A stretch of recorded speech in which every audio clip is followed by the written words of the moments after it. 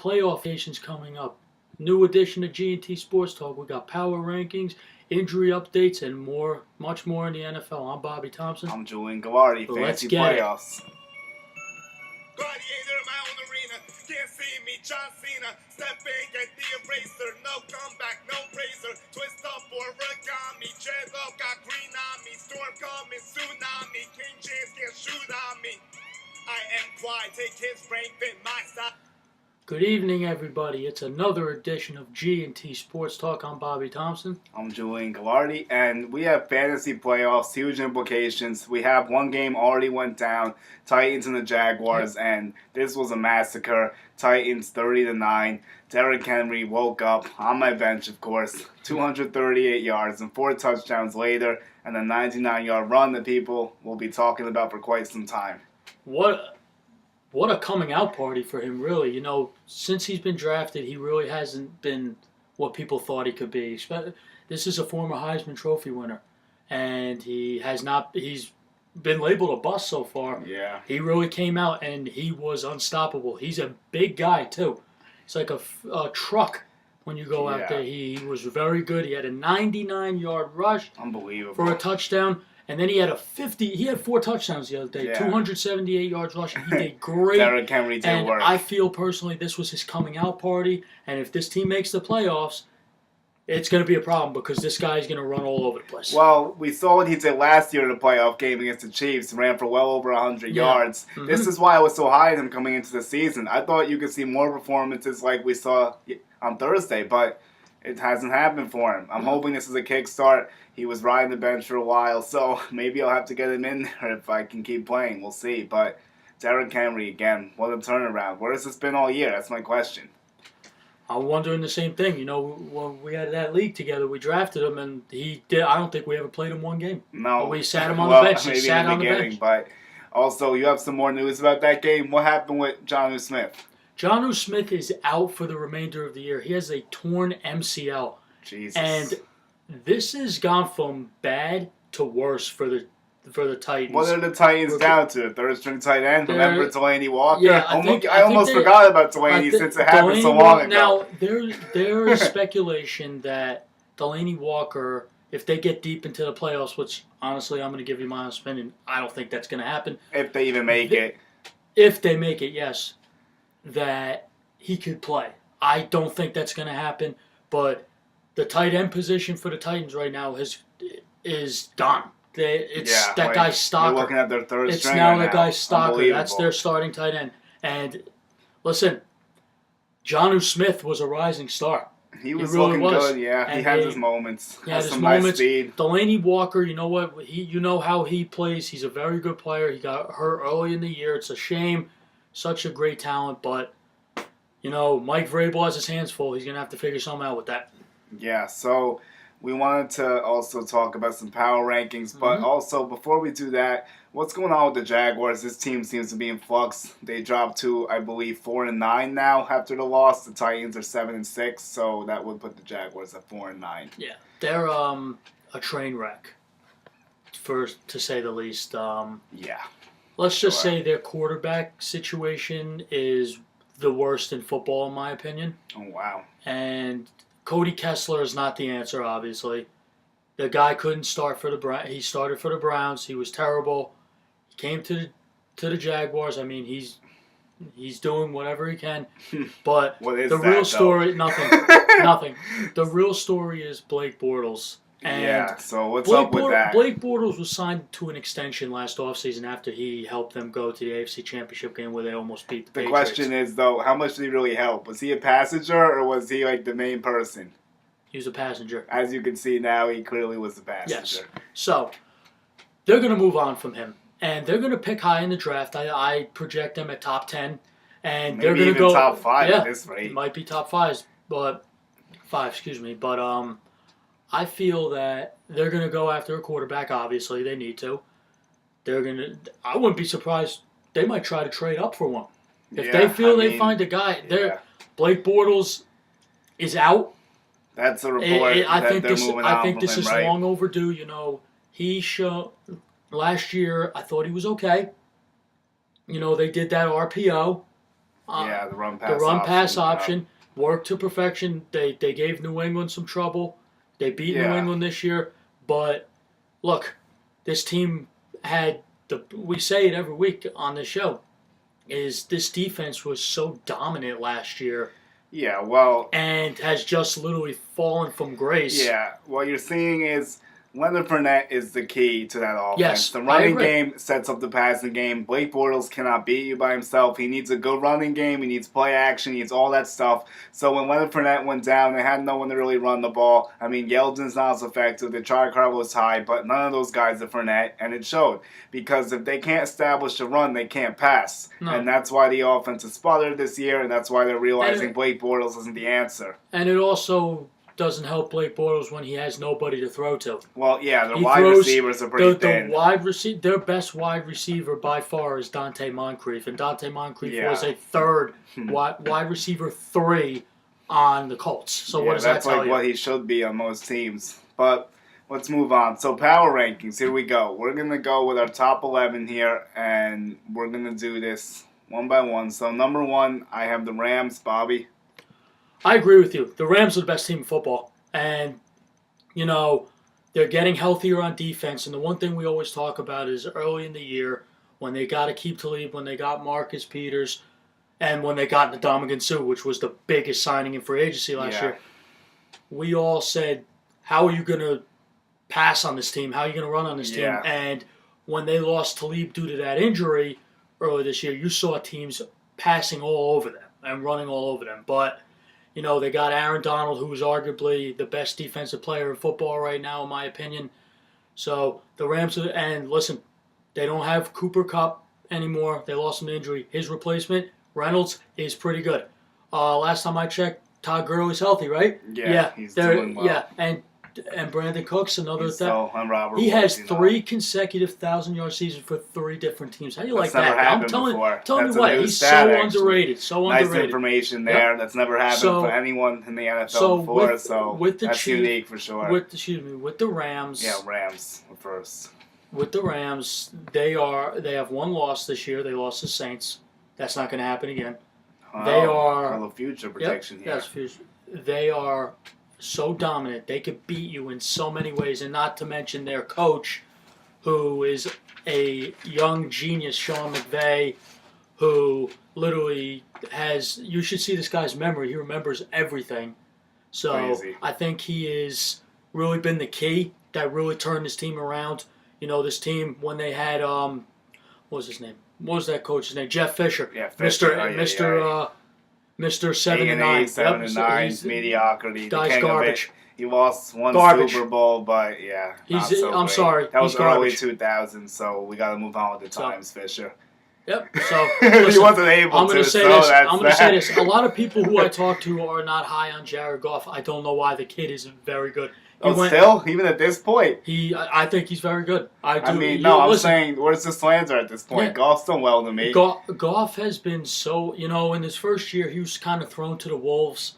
Last year, he really came into his own, and then this year, you've seen him blossom, especially with the weapons he has now and that defense to help him. Right, so the Rams definitely won. Yeah. So number 2, the only team to beat the Rams this year, we both agree with this one, I think, the New Orleans Saints. Yes. They were 10-2. They took a loss to the Cowboys. Mm-hmm. If they hadn't lost that game, they'd be at the top to me. Absolutely. So that loss brings them down 1. Saints are 2nd.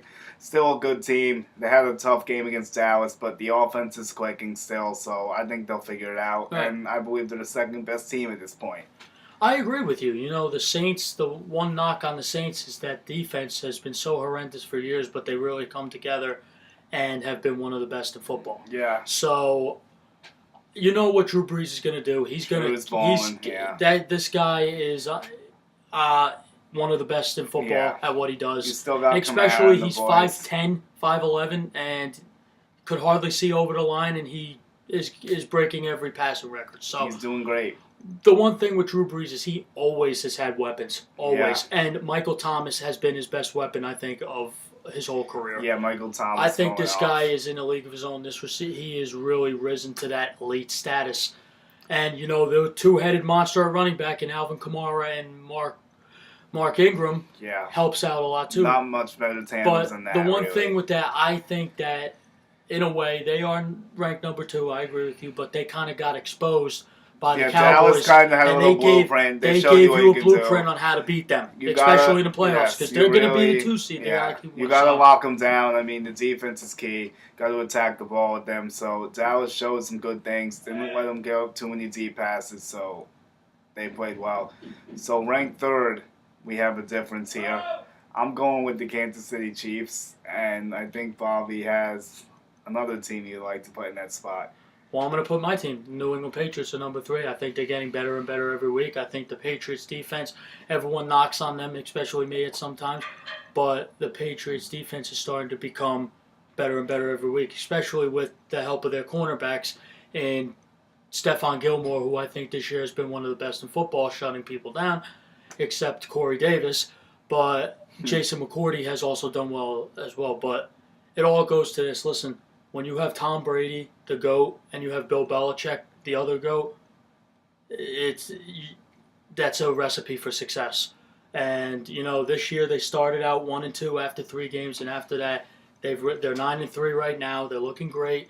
They're going down to Miami this week. We don't play well in Miami. We'll see if we could change that up. But I think the Patriots are better than the Chiefs right now, especially since the Chiefs lost Kareem Hunt forever. So I think this makes them much better than the Chiefs, and I think the Patriots defense is 100 times better than the Kansas City Chiefs. Well, to my points with the Chiefs, I'm just saying them 3rd because they have 10 wins right now. I understand the situation with Hunt, but they didn't look that great against Oakland. I get it, but they got the win. A win's a win. You move on. So I think the Chiefs will still be fine. They got to work in Spencer Ware, and the defense may be getting Eric Berry back, which may help them a little bit. So we'll see if that Chiefs defense can round up. Right now, at 10-2, they're my 3rd team. Yeah. So number 4, I have the Los Angeles Chargers, not San Diego. Los Angeles Chargers. Still getting used to that one. Everybody does it. I agree with you. The Los Angeles Chargers are so underrated. It's not even funny. Phillip Rivers is playing at an MVP-like level this year, especially with all the weapons he got. He has arguably, in my opinion, the top 3 running back in Melvin Gordon. Melvin Gordon is out this week, so nursing that MCL injury. But he also has Eckler. He's got, I think, Keenan Allen, who is really good. He's got Mike Williams. He's got Tyrell Williams. Yeah. He's got Hunter Henry. Unfortunately, Hunter Henry has not played this year due to a torn ACL. Yes. But he still has Antonio Gates. The legend, and also the veteran Antonio Gates. Do you agree with me on this? I think the Chargers defense is scary. Oh, yeah. I think Joey Bosa's good. Joey obviously. Bosa. You got Melvin Ingram. And then Derwin James. That's Derwin James is there. a rising star in this league. Derwin James has been a steal. Great pick by the Chargers. So we both agree Chargers 4. 5, I'm going to go with the Houston Texans. They won 9 in a row. Watson's looking good. Miller's been running the ball well. The defense is playing at a high level. And they're the hottest team right now. So I'm putting them 5th. I'm rewarding them. Well, I'm going to disagree with you. I'm going to go with, this is where I put the Kansas City Chiefs. I think, you know what, I'm going to praise the Texans, and I have the Texans at my next pick. But the Chiefs, as you see, what they have, Tyreek Hill, they got Travis Kelce, and of course they got Pat Mahomes. The boys. Gunslinging it all over the place. But the reason why I have the Chiefs so low is because, yes, they lost a great player in Kareem Hunt.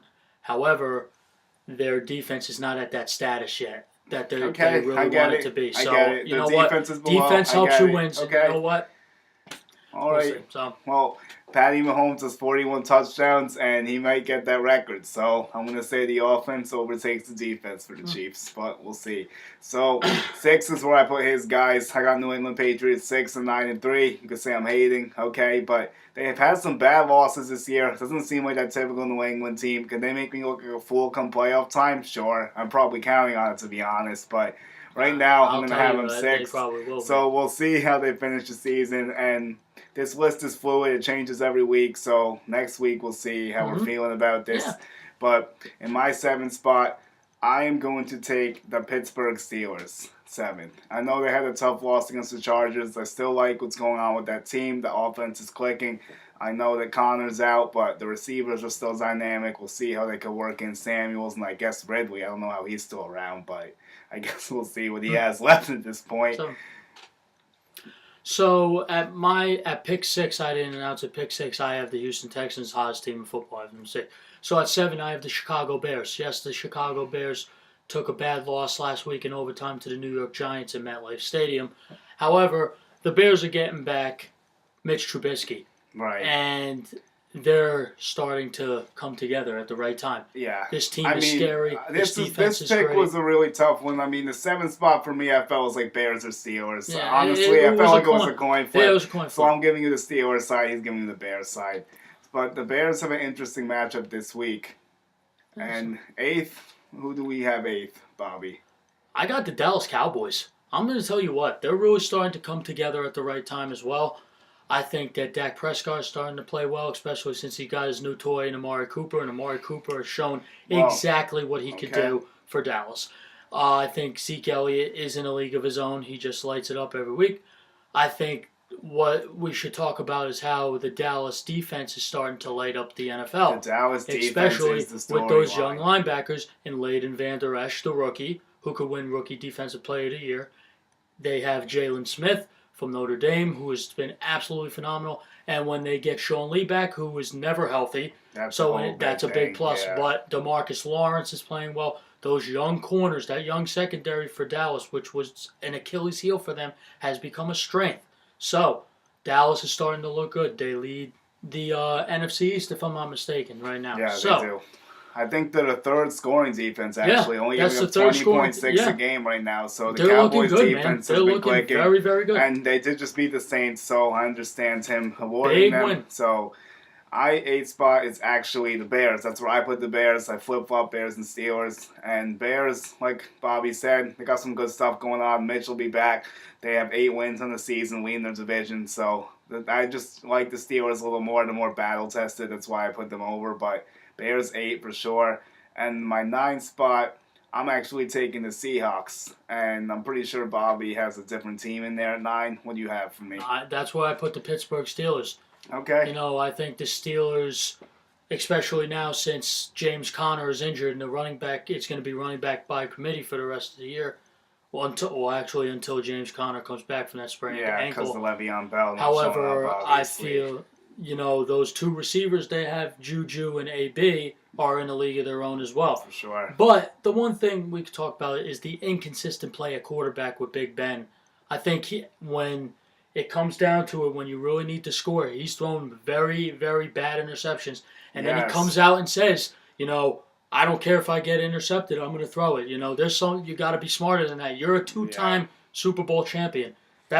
Super Bowl champions don't make these kind of mistakes, especially late in your career like you are right now, Ben.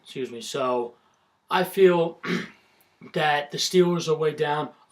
Honestly, they should be higher, but this year has not been their year by any means necessary. I think they're hanging on by a thread, but it hasn't been a clean year for them. No. They're 7-4-1. Injuries have really come to bite them because the other teams in these rankings are 7-5. So I respect that tie, I guess, even though it was against the Browns, gives them a better percentage point. And I still like some of the guys they have in that offense. Although, looking at my 10th spot, that's where I have the Dallas Cowboys. I think that you got to slow down the hype a little bit. I know everyone loves the hype of the Cowboys. It was a big win against the Saints, but how many points did they score against the Saints? 13. Yeah, that's my point. So I think we need to slow our roll with the Cowboys. But with their defense played good. Held I know.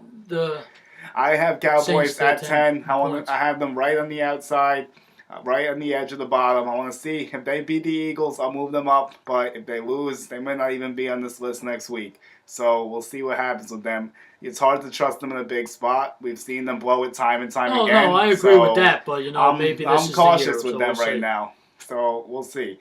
Then 11, if we were to go that far on the outside of this 10 area, I put the Ravens at 7-5. I like what Lamar Jackson's doing. I know he can't throw it well, but he's been running it well. The team's buying in. Their time of possession has been amazing the last 3 weeks, 3 straight wins, and this could be the end of Flacco.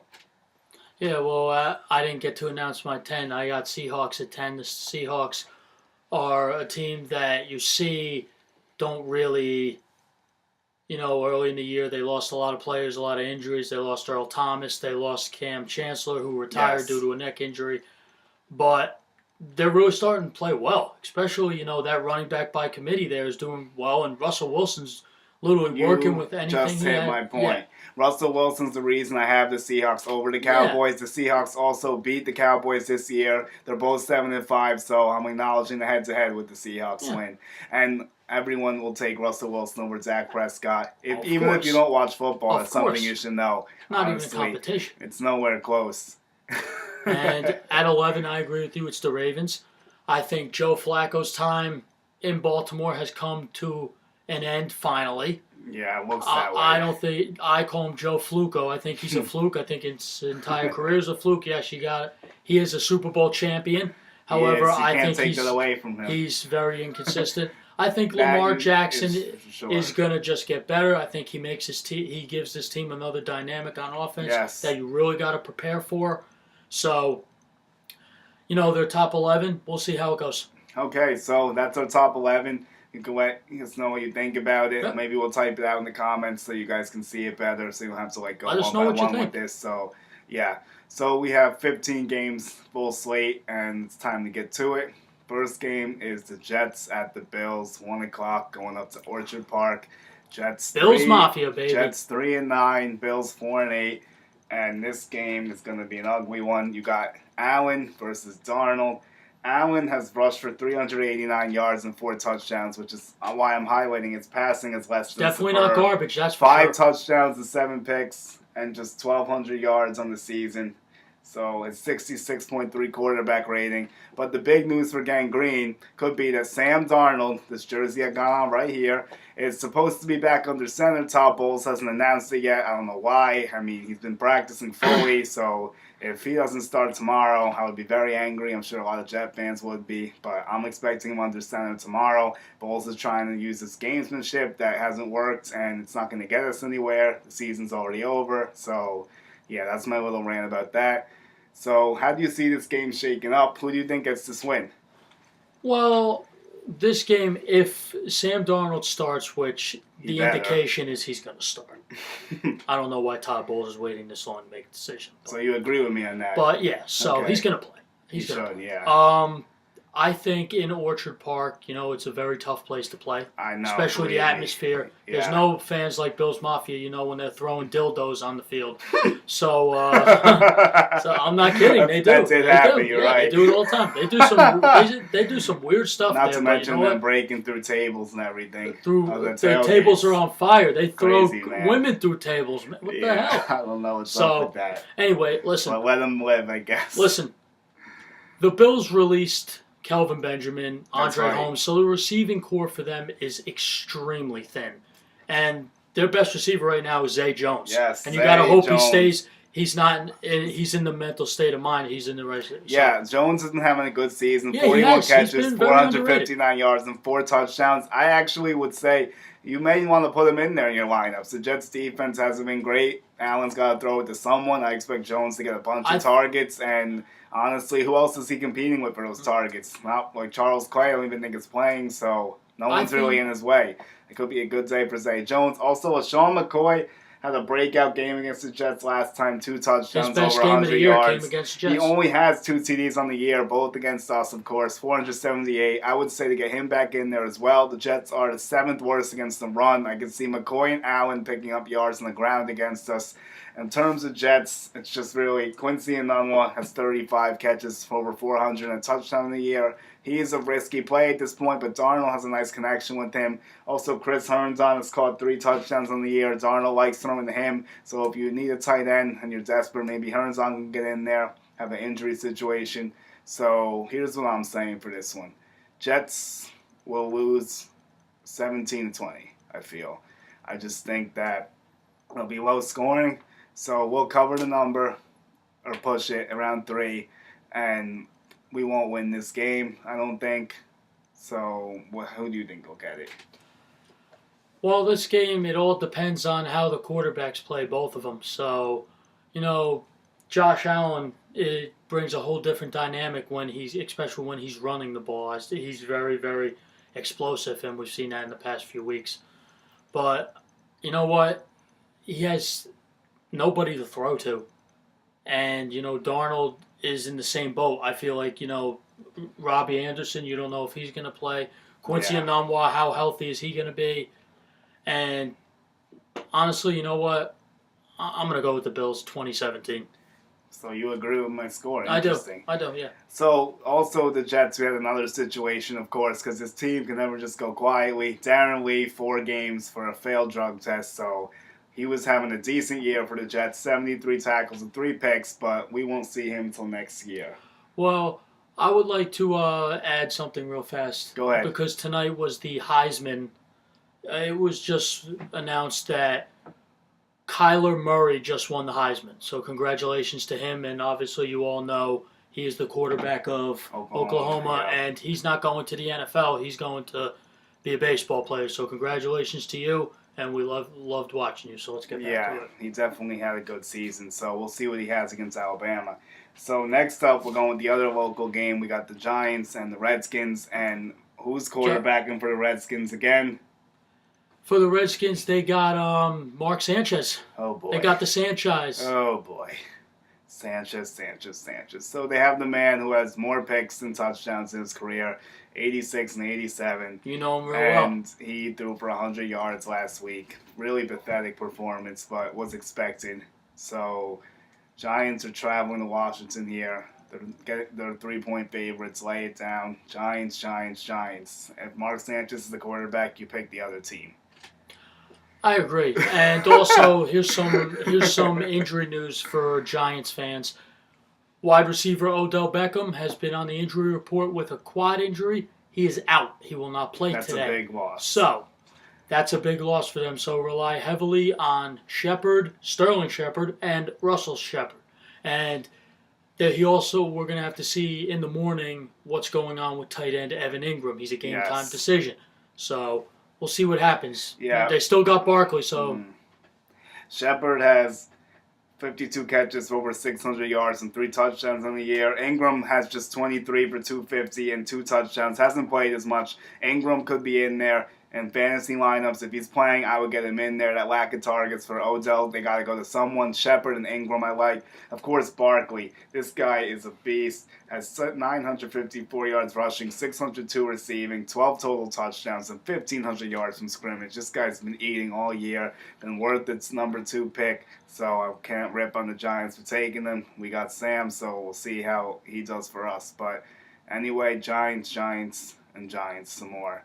The only person for the Redskins I would throw out there, Adrian Peterson, closing in on 900 yards with 850 right now, 7 TDs. Last week he had that 90-yard run. AP still churning. Get him in there. Yep.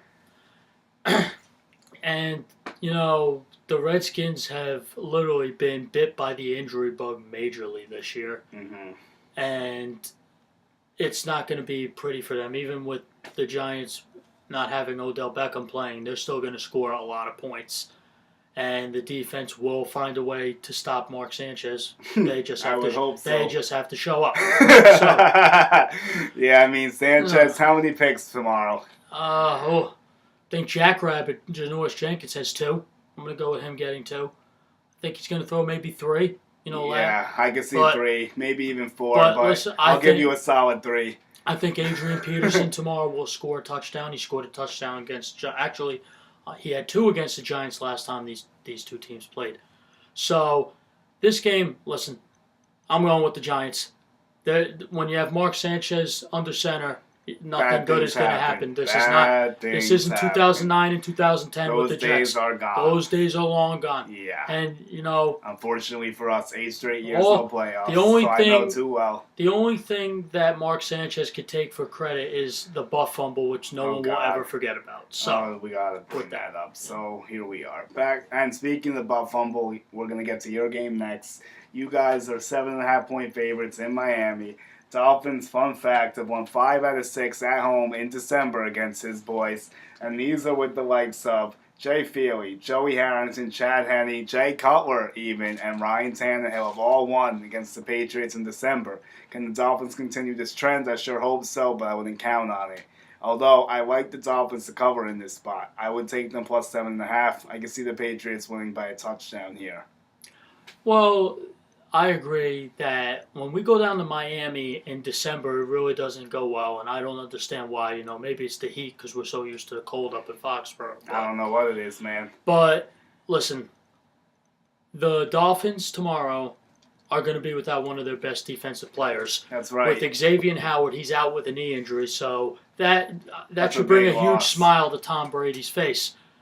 So I think the Dolphins and Adam Gase and Ryan Tannehill are going to have their hands full tomorrow. I think, you know what?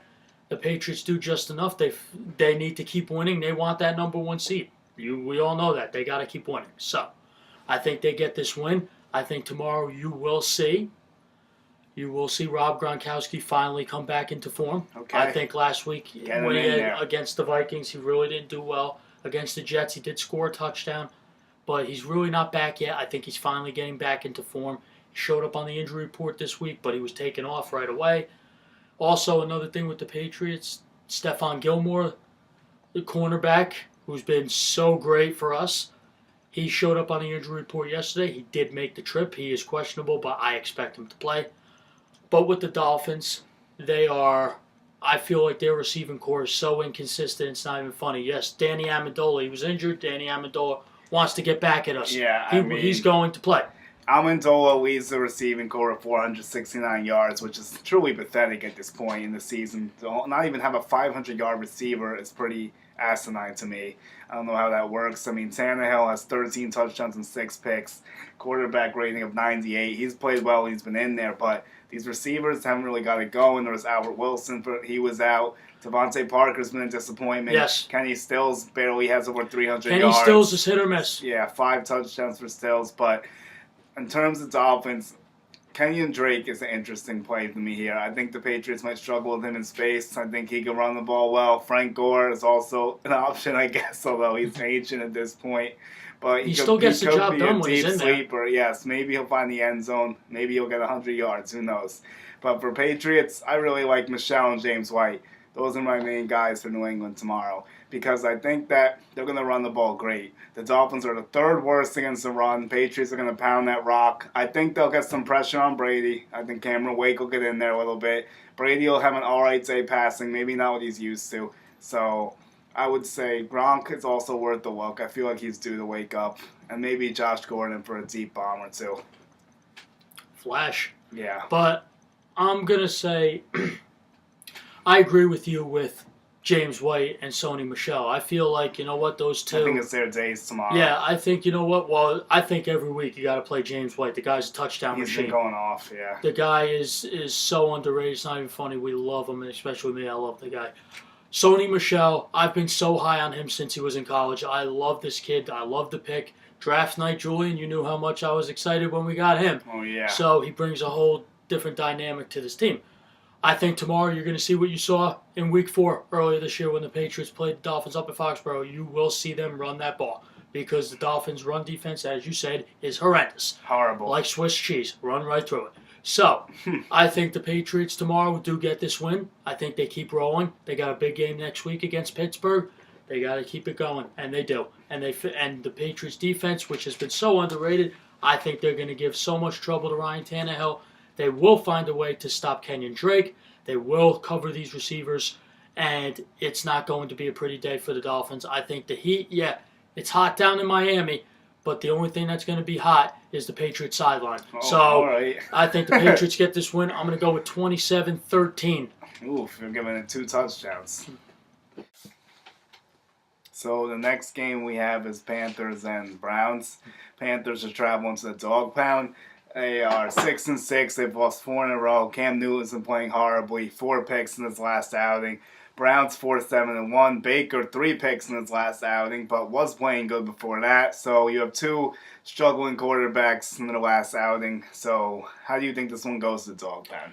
Well, it depends on how, as you said, both quarterbacks play because Cam Newton last week was absolutely horrendous in Tampa. He was. But he's also nursing a shoulder injury, and there's speculation that when the season is over, he might need another shoulder surgery. Whoa, so that's something I didn't know. That's something to get to look. We'll to be keep an eye for on. that, yeah. So, I think that who's home for this game? It's in the Dog Pound. The Browns. It's are in. home. Oh, okay, you did say it. Sorry, All good, it's all in good. it's in the Dog Pound. So, I'm going to go with this. You know what? I was so high on the Panthers early in the year, but they're just so... They were flying high at 6-2, but since then, what's happened? Nothing. They just Nothing keep good. losing. Nothing good. So, you know what? I think Baker picks it up. I'm going with the Browns. Listen, this Browns defense is so underrated. Look at the Myles Garrett. 11 and a half sacks for Garrett. He's been killing so it. good. He's been looking so great. He's the number one pick for a reason. Yeah, so, they hit on that one. So I think they're so underrated. They're getting a cornerback back, Mitchell, coming off of IR. They're starting to really come into form. I think the receiving core, led by Juice Jarvis Landry, has been looking great. Yeah. I think Nick Chubb has been absolutely phenomenal. Chubb, yes. So, get him in there. So with that, I'm definitely going to go with the Browns on this. And you know what? They're starting to show that the future is bright in Cleveland. Yeah, so I'm actually going to agree with Bobby here. Give me the Browns. Dog pound, baby. I'm liking the Browns this week at home. It's a tough place to play in December. The Panthers are 1-5 against the spread on the road this year. This game's a pick 'em, so I'm going to pick the Browns at home. Mm-hmm. The Browns are also 4-2 covering at home. So the Browns are profitable at home. So I'm going to spin them again and hope they get it done.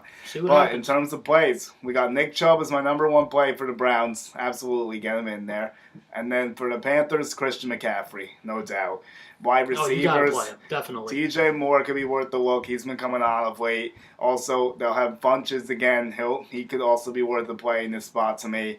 Deeper options, you got Curtis Samuel, now Ian Thomas because Greg Olson's out for the year. So that they'll try to replace his production with another team that's depleted by injuries at the tight end position. Yeah. So Browns, I also like Juice and Njoku as well. Yeah. Pair them with Chubb. Baker Mayfield, I mean, if you have to get him in there, you could use him. If you have better options, maybe you could try for that. To me, Baker's like 12 to 15 range. Honestly, I felt, Jules, that Baker would use his legs a bit more. Yeah, you don't really see the running that much, which is good for fantasy when the quarterback runs the ball. I mean, maybe not for real life, but I think it's really funny how Josh Allen turned out to be the guy who uses his legs. Yeah, he's more. like the runner. And you would think Baker Mayfield Jackson, would be like that, but he's Lamar's not. Like Baker's Lamar, a pure passer. Yeah. I like it. So. Yeah, I mean, Baker has been playing well. He has a QB rating of 91.5 in the season. Has 18 touchdowns, so he's been getting it done. So. Browns. We both played the Browns. Cool. So next game is Saints and the Bucs. The Saints will be looking for some revenge as the Bucs handed them a loss earlier in the season in the Dome. The Saints are a 10-point favorite in this spot. They're 10-2. That was week 1, right? The Bucs are 5-7. The Bucs are one of those 2 losses. Bucs are a little banged up. What's going on? So the Buccaneers lost one of their deep threat wide receivers in Deshaun Jackson. He is out for the rest of the year with a thumb injury. So what do they turn to? They turn to Godwin and Humphries. Yes, I have some good stats on these two. Humphries, since week 9, is leading all receivers in touchdowns. How about that? How many? Does it say how much? No, I don't know how many, unfortunately, but he's leading all in with touchdowns since week 9. I wouldn't expect that. Godwin, in games that Jackson doesn't play, has 15 catches and 300 yards for 2 touchdowns. So those are my 2 fun facts. But yeah, so play those 2. Cameron Brate is really hit or miss. You got to spin the dice when you play Brate. I'm spinning it myself. If you don't want to spin it, that's cool. But if you're feeling lucky, spin it. So I'm spinning it with Brate. I think he'll get a touchdown, maybe even 2 if I get lucky. Jameis Winston, the same thing. If you want to roll that dice and you're really feeling dicey, go ahead. But you could probably find better options. That's literally your last resort. Yeah, like this is playoff time. So for the Saints, you got the big 3, and then of course Mark Ingram, Drew Brees, Thomas, Kamara, and like I said, Ingram. Those are the guys I'm playing for the Saints. Saints are a 10-point favorite here. So I'm gonna say Saints win, Bucs cover. Because I think the Bucs have been playing decently. They'll keep it close. I can see them losing by like 7 and 9 somewhere, but I think 10 is just a touch too high for me.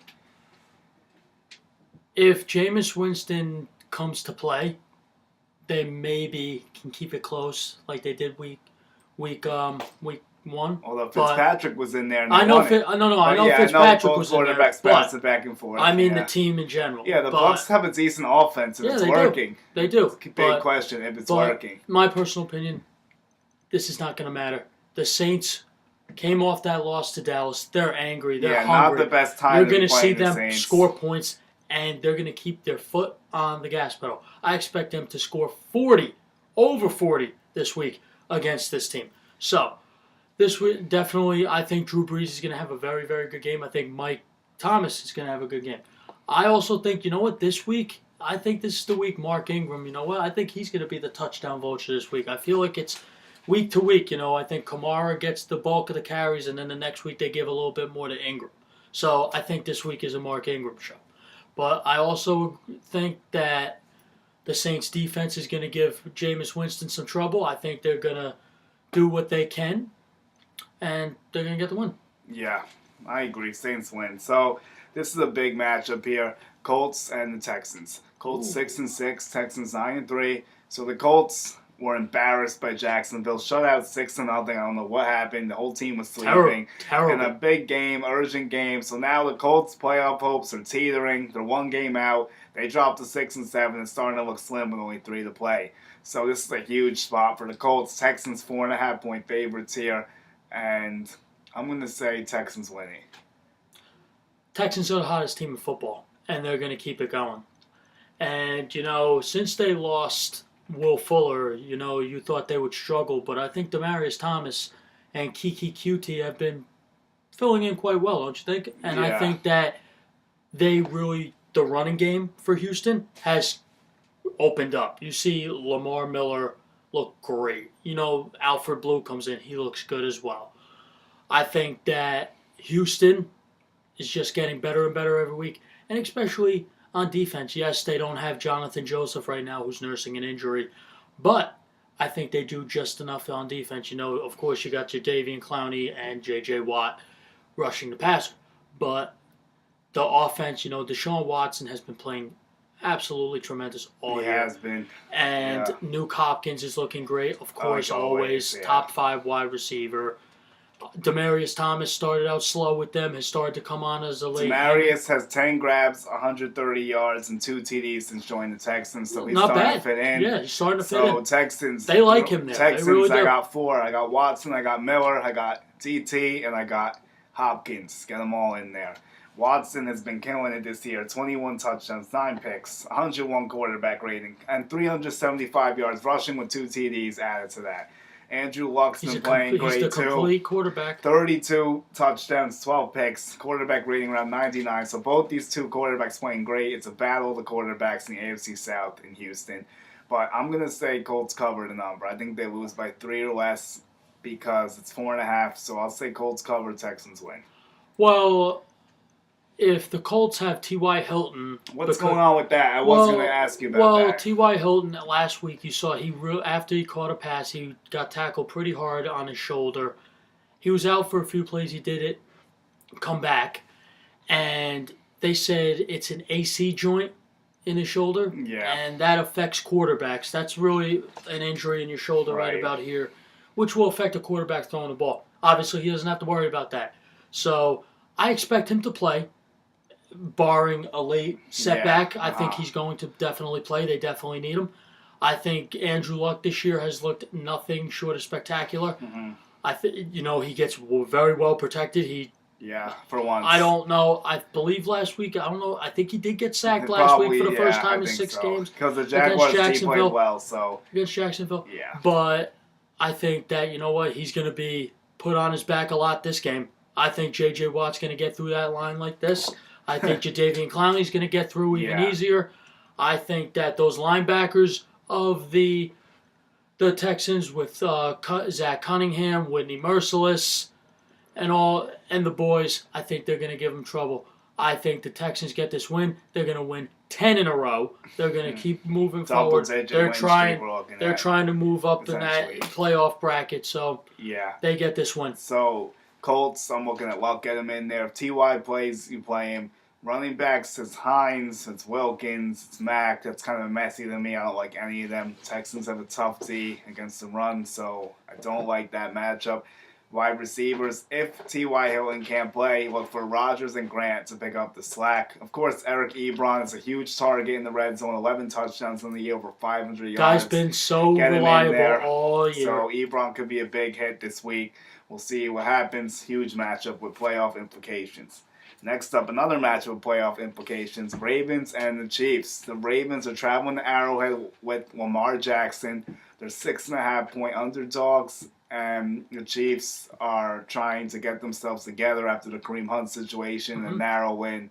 And Oakland, how do you think this one's going to go? Well, last week in Oakland, you saw them struggle tremendously, and especially on the defensive side of the ball. Yeah, their defense has been But problematic. also, the one thing I saw for the first time this year is that Patty Mahomes could not connect down the field with Tyreek Hill. And with the speed of Tyreek Hill, how do you not connect with him every time he goes down the field? Well, he was pressured a lot. The offensive line last week for the Chiefs was horrendous.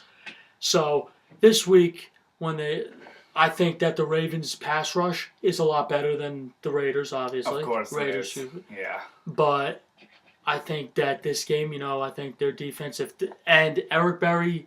What's going on with Berry? Well, Eric Berry practiced this back? week. He's questionable. He's a game time decision. So Andy Reid has a decision to make. Does he start his All-Pro safety for the first time this year? Especially because they need him. Because that secondary of the Chiefs is one of the worst in football. And with him, if he plays, he'll make them a lot better. So I think that the Ravens are going to give Patty Mahomes some trouble. I think Tyreek Hill is going to bounce back this week. I think Travis Kelce is going to have a good game this week. And also to add, we did not say this. The Chiefs signed Kelvin Benjamin. That's right. Maybe not a big addition. I mean, it's not. No. Figuratively, could be a big addition. I mean, line them up opposite Travis Kelce. So there you go. And the reason why people are probably wondering, why did they go out and get him? Well, they got him for one reason. Wide receiver Sammy Watkins is nursing a foot injury. They're going to rest him for the rest of the That's a chronic foot, ain't it? The rest of the regular season, so he's healthy for the playoffs. So we'll see if he can get back. Kelvin Benjamin, I'm going to say this right now. I don't see how he fits in this offense. All he is just a big waste of time. Let's put it that way. Yeah, not a big KB guy. I think he's tall. He should be so dominant, but he's not. I think he's weak. I think he's soft. I think that he's a real disappointment. But maybe does Andy Reid find a way? We'll see. Well, yeah. But I don't think he's gonna. I honestly, in my opinion, I don't think he's going to be active tomorrow. Yeah, I really don't. I think he's going to be inactive. I think they're going to get him in next week. They got to figure out how he's going to. But usually, when you sign a player during the week, they don't usually play. Yeah, it's tough. They wait a week. So with Chiefs, he hit on all the guys he wanted in there. I'll say Connolly as well. He might pick up some slack from the Watkins. Connolly's looking great. He might get a touchdown or two. So we'll see what he does. In terms of Ravens, Lamar Jackson, he may be an interesting play. He does get those yards rushing. Maybe he can cause problems. Gus Edwards has been running the ball well. Get him in there. If you need to take a shot in the dark with a wide receiver, I'm taking John Brown. He's the best receiver the Ravens have. And he's fast, too. It's tough to count on any of them because Lamar can't throw it that well yet, but he can run it. So Gus Edwards is my main guy for the Ravens still. He's been running it well. He's a new back for them, and I think he'll continue to run it well. Because they're going to move the ball against the Chiefs. They will move the ball. The question is, can they keep scoring? Yes, can they score enough to keep up? I don't think so. Chiefs get this win, but I'll say Ravens cover. I'm going to say the Chiefs win this one 30-24.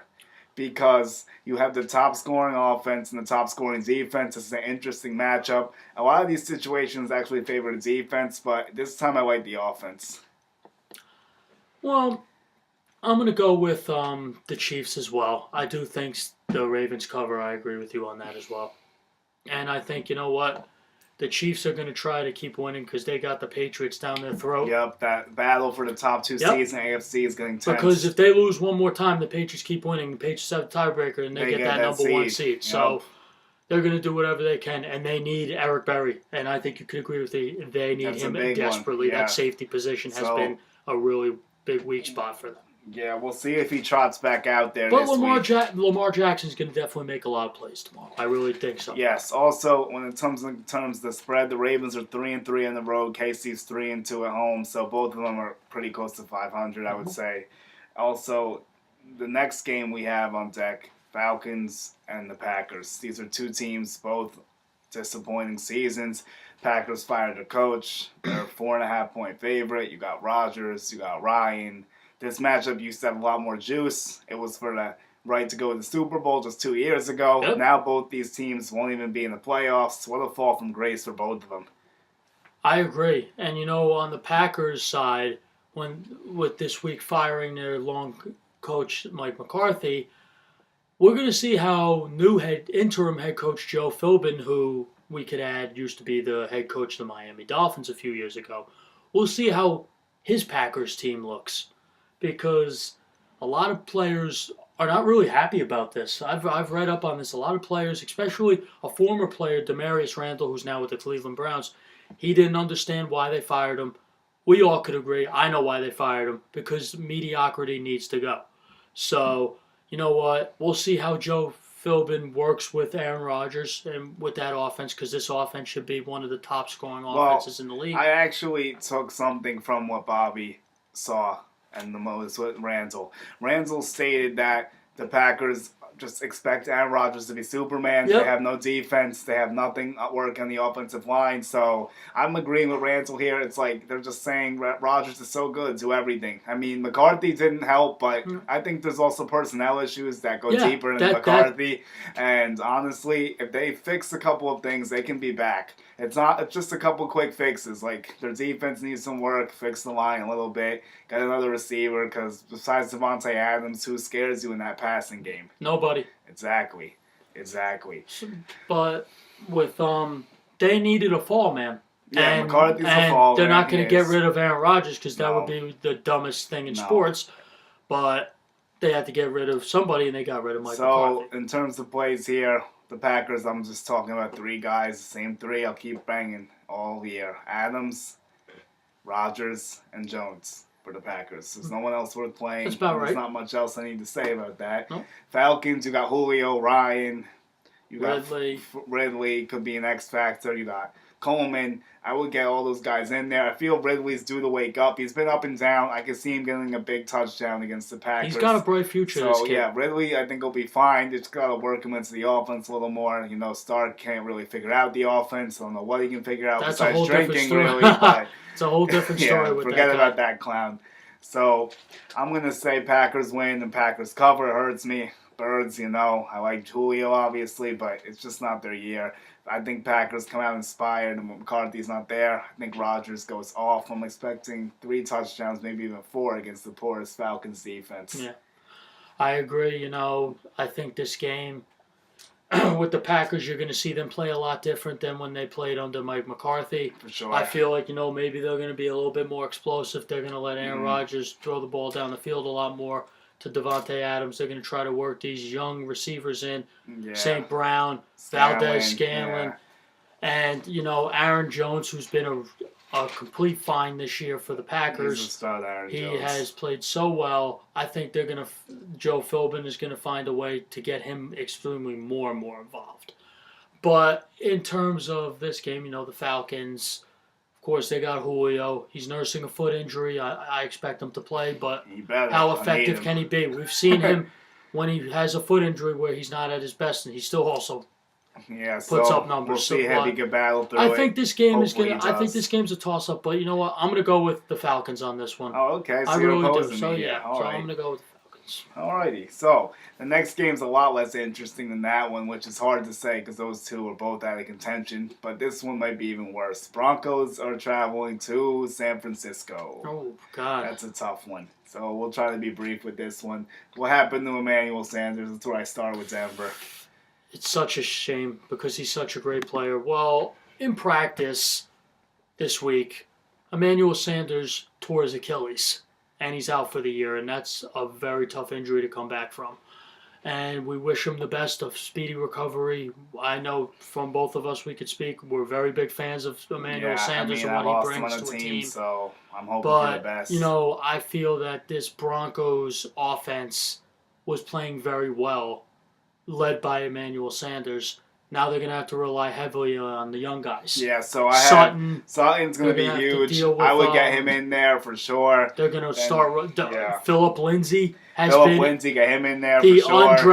Undrafted running back who has been nothing short of spectacular this year. He is an absolute weapon. Running the football, he runs it physical. He catches the ball out of backfield. He's very, very good. I'm very high on this kid. And I'm going to say this. I think this offense can still score points for the Broncos, but they're going to miss that big play guy. That guy when you really need a play. and that was Emmanuel Sanders. And Emmanuel Sanders is in a contract year this year. He's a free agent after this year. So is he going to be back at Mile High? We don't know. So, with this game, they're going to get this win anyway.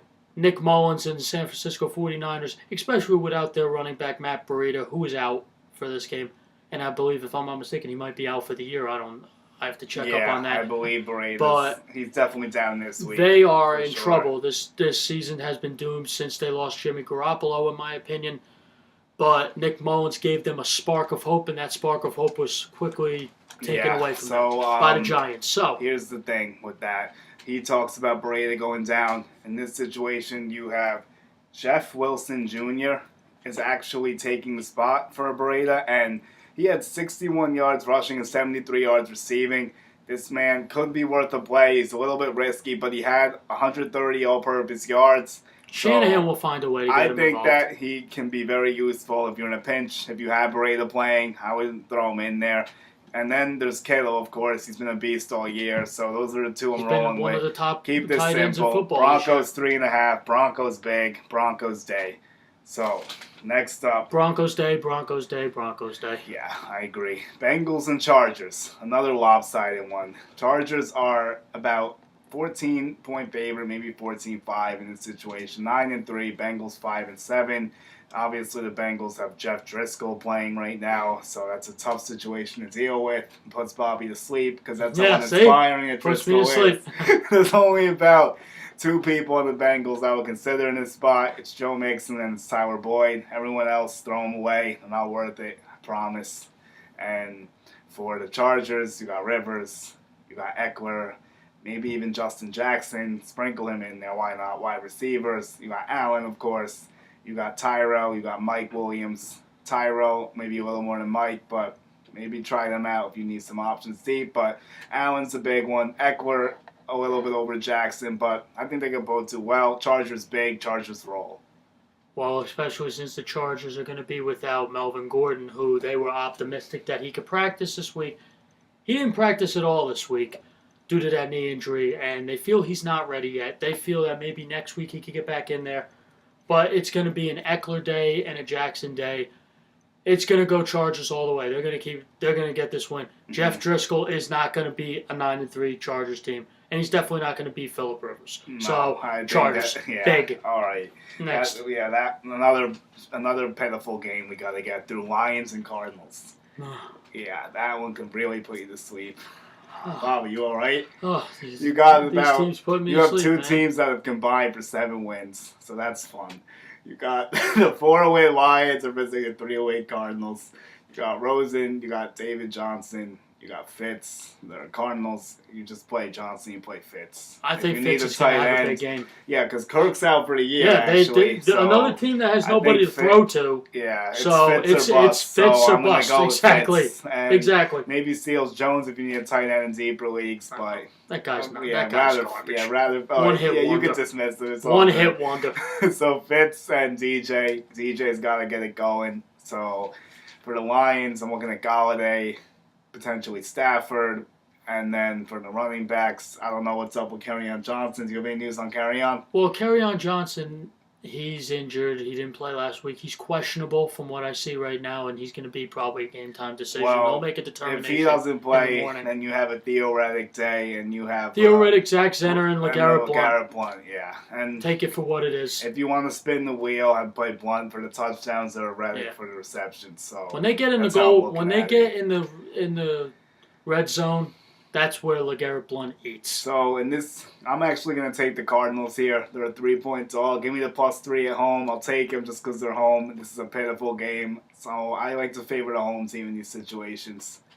I'm going to go. I agree with you. I'm going to go with the Cardinals, and I think Larry Fitzgerald has a big day. Okay, that would be ideal for his fantasy owners. Now, Steelers and the Raiders. This is another lackluster matchup. Some news with Pittsburgh in the running situation. What's up with James Conner? We've touched on him a little bit. Well, last week in the loss to the Chargers on Sunday Night Football, James Conner left with what was announced as a contusion, which is a cut on his ankle. It was much worse than that. It's a high ankle sprain. And ankle sprains are worse than breaks. You never know with those. So, they're going to be without him for tomorrow's game. And there's speculation that he might not play next week against who? The New England Patriots, and they're going to really need him. So who are they going to rely on to run the ball? They're going to rely on Jalen Samuels, and they're going to rely on an old Patriot running back and an old Jet running back in Stephen Ridley. So they're going to share the carries. I think this game is so lopsided. The Raiders looked very, very good last week against the Chiefs. I don't think that carries over this week. I think the Steelers are going to really play well. I think Big Ben has a very, very big game. I think Juju Smith-Schuster has a big game. AB, of course, he's always going to. They get a way to get it done. I think Vance McDonald's going to knock some people over, as he's been doing all year. I think the Steelers' defense does decent. They do what they could do. They get to Derek Carr. They make him force some turnovers. But listen, who does Derek Carr have to work with for the receiving corps? Because he has nobody either. Maybe Jordy Nelson will be with Jordy Nelson, that's it. I guess Jared Cook, too. We could add that, too. Jared Cook, who's been end, nothing short of spectacular all year. Yeah, so I'm going to go with the Steelers on this. There's a no-brainer on that one. Yeah, so Steelers definitely get this dub. I can't disagree with that. 10-point favorites, that's a little bit interesting to me, but I'll go back to that in a second. My play is the Steelers. You got Big Ben, get him in there. You got Juju, AB, obviously. I would give Jalen Samuels a shot, potentially. The Raiders' defense is awful on all facets. They don't play well at all, so I think he could do well. I don't expect Stephen Ridley to have much of an effect in this game. I think it's more of a Samuels day. And for Oakland, you could throw out Cook. Nelson's kind of a spin the wheel. Fortunately, I have to because Sanders is down. But if you need him, maybe he could work out. He did play well last week. Then the running backs, you have Jalen Rashad and PPR and Doug Martin. So those two, if you feel like you need them, I guess use them. But you should look for better options if you can. I'm sure Bobby would agree with me on that. And you know no disagreement from me, brother. I'm going to say Raiders cover this number. Really? I'm going to say they lose by like 9 or something. Because I think that they haven't quit somehow on Gruden, which is surprising to me. They did show up last week. And Ben does struggle on the road a little bit sometimes. So maybe a slow start. They get them a little later. But Steelers win. That's the message here. So no brainer. Yeah. Now, this might be one of the biggest games of the week. We talked about it on Tuesday. Eagles and Cowboys playing for the NFC East lead, potentially. If the Eagles win, they'll be tied. They're traveling to Big D. Cowboys, of course, beat them 27-20 a couple weeks back. So now the Eagles will look to return the favor. How do you see this one going? Well, the Eagles' secondary that's been so depleted all year, they just lost Jalen Mills for the year. And when they lost Ronald Darby for the year, who do they have? They're playing with scrubs, playing with practice squad guys and guys they sign off the street. So the reigning defending Super Bowl champions are in a bind right now on defense. But the offense, can they get it going? Absolutely. They're starting to get Golden Tate more involved, which with that trade, now we finally see what they could do. But listen, Dallas's defense, I know a lot of people say this is all smoke and mirrors. No, in my opinion, they're starting to look very good, especially with Leighton Vander Esch leading the way. He's been great. I think he's going, I'm going to tell you this, Josh Adams is going to struggle tomorrow against this defense. I actually agree with that. I think that Jalen Smith and Vander Esch are going to make him have a terrible day. They're going to be in his face. I think Carson Wentz is going to be forced to beat the team with his arm and with his legs. I think he's going to make some plays. I think Dallas makes just a bit more, especially because the Eagles' defense is like Swiss cheese this year. It's horrendous. It's not good at all. And especially since they did all those signings and trades where they got Michael Bennett, they got Haloti Ngata, and it has not worked at all. Well, yeah, the secondary's nothing now. No, the secondary, the only liable person in the secondary is Malcolm Jenkins, so you can't rely on him to do it all. Maybe you can. All right, but with this, Dallas gets to win. Dallas keeps going. They're going to win this division. Okay, as Lee Corso would say, not so fast. I'm going with the Eagles to cause chaos in Big D. I think they get the upset win. I think they're poised to go on the road and get it. Just when you think Dallas has it figured out, what do? They choke. And I'm expecting another choke job this week from Big D. I think that... You were listening to one of the Eagles linebackers saying that publicly, weren't you? I've heard some Yeah. things, but I'm agreeing with the Eagles here because the NFC East always comes down like the last week of the season. So I I agree think with it's going to that. be another situation like that. Just when you think Dallas might run away with that 2-game lead, Eagles are going to bring them back. I think it'll be a hard-fought victory. I can see Eagles winning it 24-21. I think that the defenses will play well. The Eagles' pass rush will be the difference on their defense because they can't cover anyone, so they're going to have to cause pressure. I think Cooper still has a big day. Obviously, you play Elliott. So, Eagles, I'm looking at Wentz to step up. Adams, I agree. Don't play him. I think this is a bad matchup for him. Wide receivers, you got Tate and Jeffrey. I like both of them. And, of course, Zach Ertz, because Ertz is just a stud, about to get 100 catches. Zach Ertz is going to make the Dallas defense cringe. And he's going to score. He's going to score. He's going to get his receptions. He's going to get his yards after the catch. But listen, this game is a game of adjustments. I think they could find a way to somewhat limit him. I don't think they're going to limit him all the way. Yeah. But they will slow him down, cool him off this a is little a bit. coin flip division game to me, so it's cool that we have different opinions on I'm going this with one. Dallas. All right, I'm going with the Birds, so we'll see. Now, another night game, Rams and the Bears. The Bears are a 3-point underdog at home. Mitchell Trubisky's coming back. Mitch has 20 touchdowns and 9 picks, a quarterback rating just under 98 on the year. Jared Goff, 27-7. His quarterback rating close to 110. He's been lighting it up. And the Bears are 8-4. Rams have just one loss in the season at 11-1. So, who do you got? I don't bet against the Rams this year. They're just too good. And especially, Mitch Trubisky coming back gives this team a huge boost from what they were playing with Chase Daniels. Yeah, it does. Chase Daniels, excuse me. Of course. But I think this week you're going to see, and Aqib Talib is on a snap count in the secondary. I think that's going to be taken away. You would hope so. They might need him. You're going to see this defense really start to dominate, especially around this time. And Aaron Donald is unblockable. I think he's going to make Mitch Trubisky's life a living hell tomorrow. Okay. Tomorrow night. I think tomorrow you're going to see the Bears defense, especially Khalil Mack, he's going to make Jared Goff's life a living hell tomorrow as well. So, it all comes down to who makes those plays. I think tomorrow, the player to watch, of course, is Todd Gurley.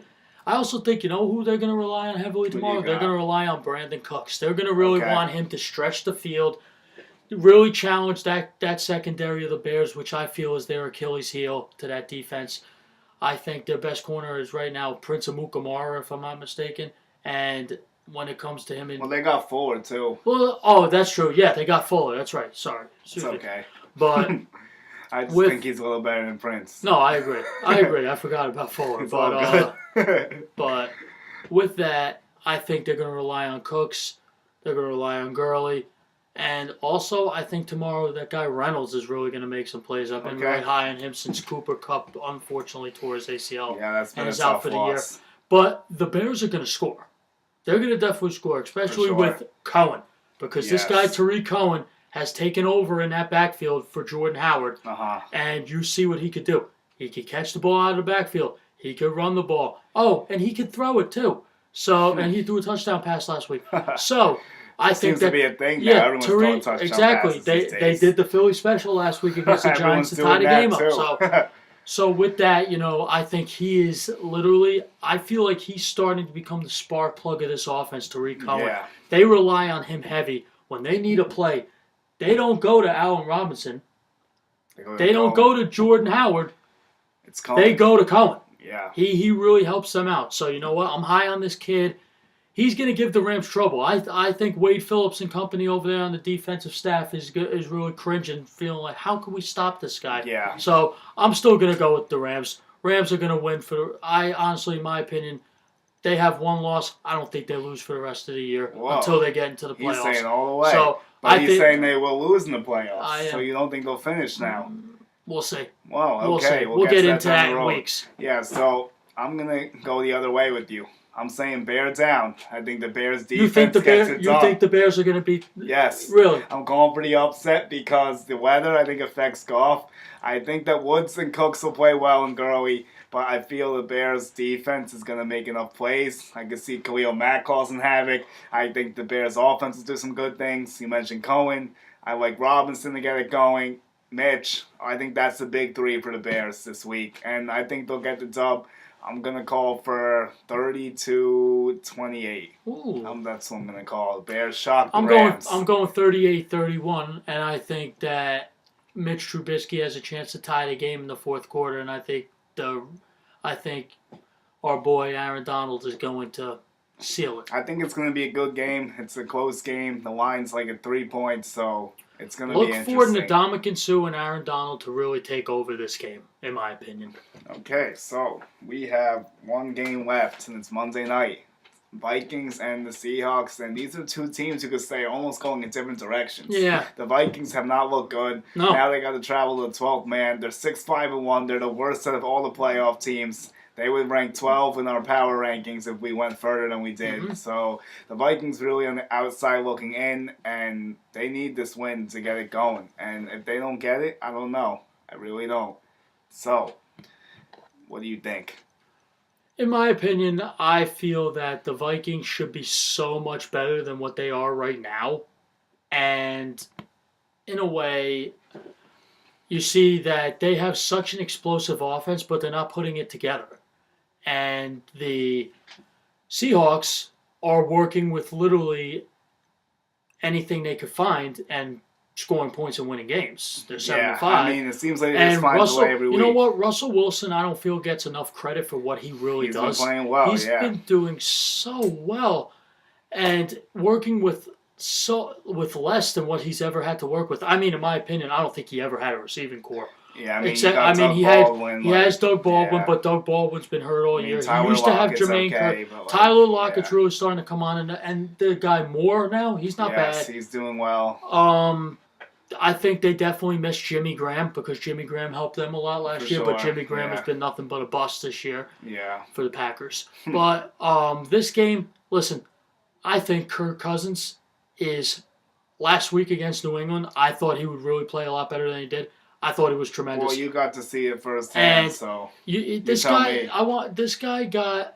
He got 3 the bag. 3 years, $84 million fully guaranteed. I think this was a massive overpay Looks and a like waste right of money. Now. Oh, that's a hot take. You're saying Cousins should throw that shit in the garbage. Show that contract in the garbage. I think that he's the Vikings so inconsistent where he should, with these two receivers, with Thielen and Diggs and Cook and everybody else, he should be leading leagues and categories, and this team should be 6-5-1. This team should have 2 losses on the year. And this defense, remember how dominant they used to be, Jules? Yeah. Not dominant anymore. The Vikings Tom Brady passed all over them last week. Yeah. My boy Josh Gordon ate that secondary up. And also, speaking of that secondary, they're going to be without cornerback Trey Waynes, who is out for this game. That's a big loss, especially since your number one corner, Xavier Rhodes, excuse me, sorry. They're both Xavier. Good. Xavier is nursing a hamstring injury, which is not fully recovered. So. Yeah, so to me, the way I see this, Vikings need this win. The Seahawks can afford to lose this game, and that's why I think the Vikings will go in there, and they're going to show you what they need to show you, because it's now or never for the Vikings. Yep. If they drop to 6-6, their playoff chances are going to dim. There would be 2 back of Seattle, because they would have lost to them also, so that would not be fun to try to catch them. I think they'll show up. I think Diggs and Thielen will make plays. Cook will run it well enough, and Cousins will turn it over once or twice, but I think the Vikings manage it. I'm going with Seattle. All right. With this game, I think Seattle they need to get wins. They want to go to the playoffs. I think Pete Carroll is working with Justin with everything he has. Yeah. And Russell Wilson's starting to look good, especially with limited targets, what he has. But Carson, play him, in my opinion. Yeah, I Russell, think that obviously. Russell, What's up with Doug Baldwin? Doug Baldwin's a game time decision. They'll see what happens tomorrow. We'll know tomorrow morning. And what we're going to do, we'll keep you updated in the morning. We'll post some injuries news as well on our Twitters in the comments. But one thing for Seattle, I'll say Tyler Lockett should be in there. He's been rolling. I would get him in there. So fast. Yeah, he's been making big plays, but I think it's a Vikings day. Skull. Yep. Yeah, I'm saying yep. Yeah. Well, he's not agreeing with the Vikings day. No, He's saying yep. We're probably done Seahawks. now. Yeah, and speaking of that, that's probably all we have time for this week. Come Julian Gallardi. I'm Bobby Thompson. We'll be back soon.